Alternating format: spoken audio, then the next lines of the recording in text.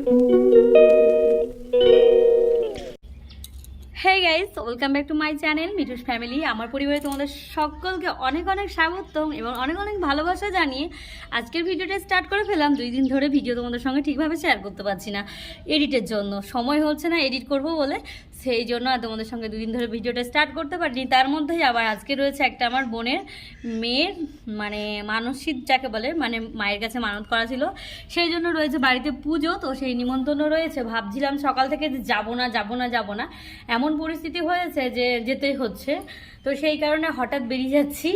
তো আজকে ভেবেছিলাম ব্লগটা তোমাদের দেবো, কিন্তু দুঃখিত আজকে আমি ব্লগটা দিতে পারছি না, ঠিক সময় মতো তোমাদের দিয়ে দেবো। তো গাইজ চলো, আজকে আমরা যাব এখন বহরমপুর থেকে যাব জিয়াগঞ্জ হচ্ছে আমার বোনের বাড়ি, মাসির মেয়ের বাড়ি। তো সেখানেই যাব আমি, মা, আমার যা এবং আমার মামি, অনেকে জন মিলেই যাচ্ছি, যেহেতু বাড়িতে অনুষ্ঠান রয়েছে সেই কারণে সবাই মিলে যাচ্ছি। আর এদিকে তোমাদের দাদাভাই ঘরে নেই, তোমাদের দাদাভাই গেছে ডিউটিতে এবং আমি মেয়ে এখনও বেরিয়ে যাচ্ছি। খাওয়া দাওয়া হয়ে গেছে, এখন বাজে প্রায় ওই 2টো মতো, আর আমরা যাব 3টে ট্রেনে, যেহেতু মাসি বাড়ি গেলে আমাদের ট্রেন নইলে বাসে যেতে হবে, বাসে গেলে অনেক সময় লেগে যাবে। তো সেই কারণে আমরা ট্রেনে যাব। তো চলো আজকে ট্রেন জার্নি এবং কী কী করছি তোমরা সেটা দেখতে থাকো। তো চলো যাই। তো বন্ধুরা, সকলে কেমন আছো? আশা করি অনেক ভালো আছো, আর আমরাও অনেক ভালো আছি। খুশি খুশি মনে বেরিয়ে পড়লাম মাসি বাড়ির উদ্দেশ্যে। দেখো, এখান থেকে বেরিয়ে চলে যাচ্ছি আমরা স্টেশনে চলে এসেছি, দেখতেই পাচ্ছ বহরমপুর স্টেশনে চলে এলাম টোটো করে। বাড়ি থেকে আসতে আমাদের 2বার টোটো পাল্টাতে হলো, কারণ আমার দেওরের টোটোর চার্জ ফুরিয়ে গেছে, সেই কারণে আবার গোড়াবাজার থেকে আমাদের টোটো করে আবার আসতে হয়েছে। যাই হোক, ওখান থেকে আসতে আমাদের 20 টাকা মাত্র লেগেছে। তারপরে চলে যাব এখন ট্রেনের টিকিট কাটতে, সেই জন্য লাইনে দাঁড়িয়ে যাচ্ছি। আর ট্রেনের টিকিট কেটে ওঠা একদম মানে উচিত, কারণ যেহেতু এতগুলো রাস্তা এইটুকু সময়ের মধ্যে আমাদেরকে পৌঁছে দিচ্ছে খুব তাড়াতাড়ি।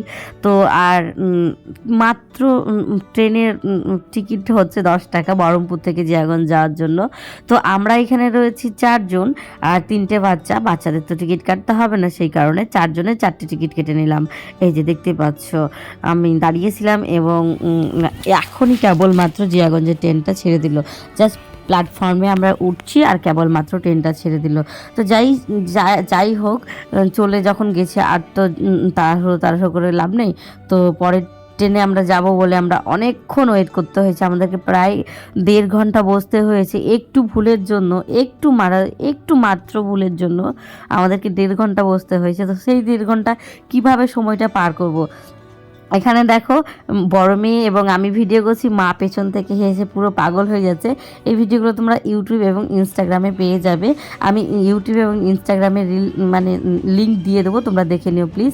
তা করতেই দেখো এদিকে ট্রেন ঢুকে গেছে লালগোলা টু কলকাতা, মানে কলকাতা যাওয়ার ওটা হচ্ছে প্ল্যাটফর্ম 2 আর এটা হচ্ছে 1। যেহেতু আমাদেরকে আসার সময় ওই গাড়িটায় আসতে হবে, ওই লাইনে আসতে হবে, আর যাওয়ার সময় আমাদের প্ল্যাটফর্ম 1 থেকে যাই। তো এই নিয়মটা খুব ভালো করেছে, আসার গাড়ি ওই লাইনে, যাওয়ার গাড়ি এই লাইনে, খুব ভালো লাগে। 2 বছর থেকে চালু করেছে, আগে একটা লাইন ছিল, তখন একটা লাইনে যাতায়াত করতো। তো যাই হোক, এদিকে তোমাদের সঙ্গে গল্প করতে করতে আমরা ট্রেনে উঠে গিয়ে এত ভিড় ছিল যে ভিডিও করার মতো পরিস্থিতি ছিল না, আর ট্রেন থেকে নেমে ছিনতাই। যাই হোক, সেইগুলো তোমাদের সঙ্গে শেয়ার করাটা আমার উচিত হয়, মানে ভালোও লাগেনি, সেই জন্য আমি আর ব্লগটা কন্টিনিউ করিনি। তারপরে দেখো ট্রেন থেকে নেমে মানে ভেতরে এত ভয় লাগছিল যে কি আর বলবো, ছিনতাইয়ের সময় মারামারিও শুরু হয়ে গেছিলো। তো সেই সিনটা মাথায় ঘুরছিল বলে আমার ফোন পুরো ব্যাগের মধ্যে ভরে চুপচাপ ওই গা হিম করা দৃশ্য নিয়ে আমরা বাড়ি ফিরলাম।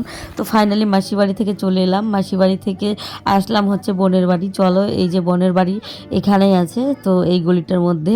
তো মাসি বাড়ি থেকে আমরা চলে এসেছি টোটো করে, ওই 15 টাকা মতো করে নিয়েছে। দেখো এখন যাব বোনের বাড়ি।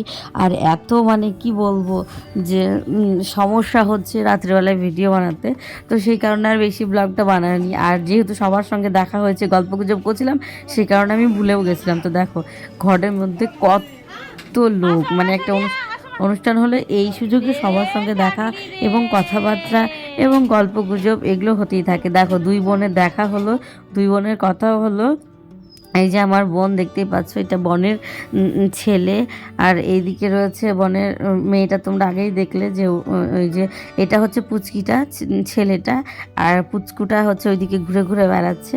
আর চলো তারপরে দেখো আমাদেরকে দিয়ে দিয়েছে প্রসাদ, প্রসাদ খেতে বসিয়ে দিয়েছে। প্রসাদে রয়েছে অনেক কিছু খাওয়া দাওয়ার খেয়ে দিয়ে আমরা চলে এসেছি বাড়ি এসে ঘুম থেকে উঠে সকালবেলায় ব্লগটা আবার স্টার্ট করে ফেললাম মুখ হাত পা ধোয়ার পর। এখন মা করছে রান্না, যেহেতু আমরা আবার বাড়ি যাব সেই কারণে, আর মা রান্নাটা করে নিচ্ছে। যেহেতু আমি ভাত এবং ডালটা করলাম আমি এবং দিদি, মাকে দিয়েছি মাংসটা রান্না করতে, যেহেতু আমরা এই সময় হচ্ছে মেয়েদেরকে বাচ্চাদেরকে রেডি করাবো, কারণ আবার আমাদের 11টা ট্রেন আছে, রিটার্ন বাড়ি যেতে হবে সেই কারণে। আর সকাল থেকে চা মুড়ি খাওয়া দাওয়া এগুলো আমি একদম মাথাতে ছিল না যে ব্লগটা বানাতে হবে, মানে এত আনন্দ এত খুশি, সবাই মিলে গল্প গুজব করতে করতে আনন্দ সহকারে খেয়ে নিয়েছি, ব্লগটা স্টার্ট করতে ভুলে গেছি। যাই হোক, ব্লগটা যেটুকু পেরেছি সেটুকুই তোমাদের সঙ্গে শেয়ার করলাম। এদিকে দেখো মাসি প্রচুর চাল দিয়ে দিয়েছে ভাতে, আর এইদিকে মাকে হচ্ছে ভাতটা বেঁচে গেছে, মিনিকেট চালের ভাত, সেই ভাতটাই কেটলির মধ্যে ভরে দিয়ে দিচ্ছে, যাতে বাবা হচ্ছে বাড়িতে খেয়ে নিতে পারে, গিয়ে শুধু তরকারি রান্না করলেই হয়ে যাবে। তরকারিও দিচ্ছিল, তো আমি বললাম না, ওইসব তরকারি মাংস টাংস ডাল টাল ভরে নিয়ে যেতে হবে না, শুধু ভাতটাই দাও, ভাতটা নষ্ট হবে। তাও অনেকটা ভাত মাসে কুকুরকে গিয়ে দিয়ে এলো, তবুও উঠছে না, আর ওদের ভাত একবার করেই খায়। আর এখন ওই বেলা 12টা মতো বাজে, আর আমরা সকলে মিলে আবার বেরিয়ে পড়ছি।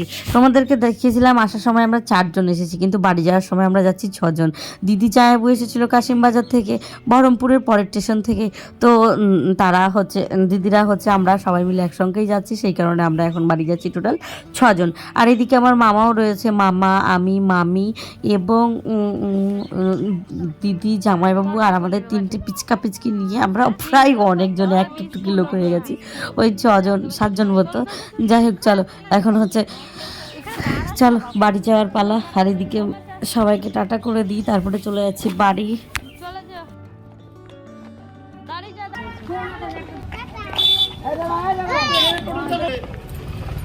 টাটা কথা দিদি, টাটা কথা।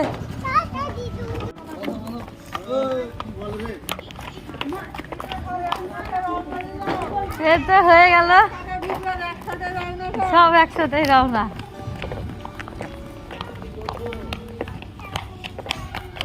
বিয়ের আগে কত এসে এই জায়গাগুলো ঘুরে বেরিয়েছি, তো সেই জায়গায় এখন আর অনেক পরিবর্তন হয়ে গেছে, সেই জায়গা আর সেই জায়গা নেই। তো গাইস, এইগুলোতে পুরো ফাঁকা ছিল, এখানে পুরো এই টিউবওয়েলের এখানটায় আমরা কত এসে খেলা করেছিলাম, এবং এই সামনেখানে একটা ছোট মন্দিরও রয়েছে পিছন দিকটায়। তো এই মন্দিরে আমরা মাসির বাড়ি যখনই আসতাম বিকেলবেলা, এখানে এসে দিদি, বোন এবং মাসিরা সকলে মিলে, এবং মাসিদের আশেপাশে যত বাচ্চা কাচ্চা ছিল, তখন আমাদের সমবয়সী অনেকেই ছিল। তো এখন আর তারা নেই, সবার আপন আপন বিয়ে হয়ে গেছে, সবাই আপন আপন যে যার সংসারে ব্যস্ত হয়ে গেছে। হয়তো ওরা যখন আসে তখন আমরা আসি না, আমরা যখন আসে হয়তো ওরা আসে না। তো অনেক সময় কাটিয়েছিলাম এই মাসির বাড়ির সামনেটাই। তো যাই হোক, এখন আমাদের হাতে সময় নেই, এসেছিলাম কালকে বিকেলে, আবার চলে যাচ্ছি আজকে সকালে। যাই হোক, একটা বেলার মানে কিছুক্ষণ মাত্র সেই টুকুই থাকলাম, তারপরে দেখো সকলে মিলে আবার চলে এলাম স্টেশনে এসে 2 বোন মানে হাত ধরে ধরে যাচ্ছিল, তো একটা বানরে তাড়া করেছে, সেই জন্য মেয়েকে আমি নিজের হাতটা ধরে নিয়েছি। তো চলো এখন যেতে হবে আমাদেরকে প্ল্যাটফর্ম 2-এ। তো যেহেতু আমরা 1-এ রয়েছি এই পারে, তো 2-এ যাওয়ার জন্য আমাদেরকে ব্রিজের ওভারব্রিজ পার হয়ে যেতে হবে। তো এখানে আমি ব্লগ করছিলাম, পিছন থেকে 3-4 জন বলছে যে হয়তো ব্লগ করছে, বুঝতে পেরেছে হয়তো ওরা, তো সেই কারণে ওরা বলছিল। তো যাই হোক, ওনারা ভিডিওতে আসতে চাইছিল না, তো সেই কারণে আমি আর নিলাম না। ওই যে দেখতে পাচ্ছ ওরা নিচে নেমে আসছে ওরাই, তো বললো না ফেস দেখাতে হবে না, কাছে যখন আসলো তখন তাই বললো। তো সেইটুকু আমি ওদেরকে স্কিপ করে দিয়েছি, দেখতেই পেলে। তো গাইজ, যাই হোক, কেউ যদি না আসতে চায় তাকে তো জোর করে এনে লাভ নয়, কারণ সবাই ভিডিওর মাধ্যমে আসতে চায় না, লজ্জা পায়। তো সেই কারণে আর আমি ওদেরকে তাহলে বলছে যে দিদিভাই, যেটুকু তোমরা ভিডিওটা করলে ওইটুকুটা প্লিজ তোমরা কেটে দিও, হ্যাঁ, লজ্জা লাগবে, সবাই দেখবে। তো এই কারণে আমি কেটে দিয়েছি। তো যাই হোক, এদিকে আমরা ট্রেনের জন্য ওয়েট করছি, তারপরে দেখো কিছুক্ষণে ট্রেন চলে এসেছে, আর এদিকে আমরা সিটও পেয়ে গেছি। আর ট্রেনে উঠে হায় রে কপাল, যেখানে বাচ্চা মানুষ থাকবে সেখানেই এই যে খাওয়ার বেলাগুলো আসবে। দেখতে পেলে আমরা জিয়াগঞ্জ থেকে চলে এলাম বহরমপুরে নেমে আমাদের আবার টোটো ধরে যেতে হবে বাড়ি। তো সত্যি কথা বলতে যতবারই টিকিট কাটি না কেন কোনো দিন টিটিতে আমাদের চেক করে না। আমি চাই আমাদের একবার টিটিতে তো চেক করে, কেমনভাবে চেক করে সেটা তো করবে। আমরা এই মরন্তকালে কোনো দিন টিটি আমাদের চেকও করলো না এবং টিকিটও দেখলো না। কি জানি ওরা কি বুঝতে পারে নাকি। আমাদের পিছনে কিছু মানুষ ছিল, তো তাদেরকে টিটিতে ধরেছে, তো ফাইনও করেছে 300 টাকা করে। আর আমাদের কাছে টিকিট আছে, আমাদেরকে ধরলোই না।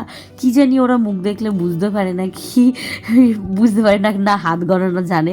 যাই হোক, ওদের ওটা ব্যবসা, ওরা ওই করে করেই আসছে, ওরা বুঝতে পারে কার কাছে টিকিট আছে কার কাছে নেই। বন্ধুরা দেখো আমরা চলে এসেছি বাড়ি, আর আমার ফোন হয়ে গেছে চার্জ শেষ, কারণ যেহেতু আমি চার্জার নিয়ে যাইনি, ওই যেইটুকু চার্জ ছিল সেটুকুতেই আমাকে চালাতে হয়েছিল।